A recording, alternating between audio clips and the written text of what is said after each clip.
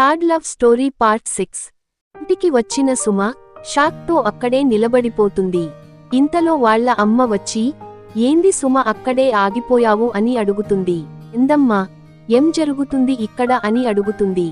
నీకు పెళ్లి చూపులు ఏర్పాటు చేశాం, వెళ్ళి డ్రెస్ చేంజ్ చేసుకొనిరా అంటుంది.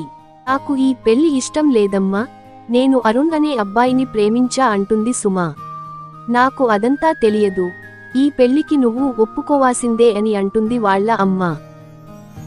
ఇద్దరు గొడవ పడుతుంటే పెళ్లికి వచ్చిన వారు లేచి అక్కడ నుండి బయటకు వెళ్లిపోయారు. సుమ వాళ్ళ అమ్మ మీద కోప్పడి అక్కడ నుండి రూమ్కి పరిగెత్తింది.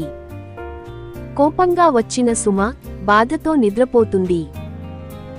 మరుసటి రోజు సుమ రూంలోకి వాళ్ళ నాన్న వస్తాడు.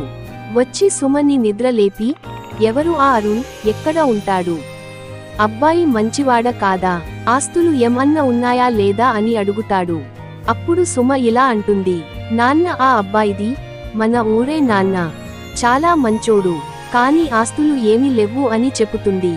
ఆ మాట వినగానే సుమ వాళ్ళ నాన్నకి కోపం వచ్చి సుమని కాలితో తంతాడు.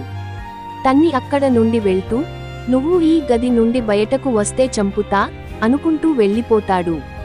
తర్వాత ఏం జరిగిందో తెలుసుకోవాలంటే మన ఛానల్ని సబ్స్క్రైబ్ చేసుకోండి.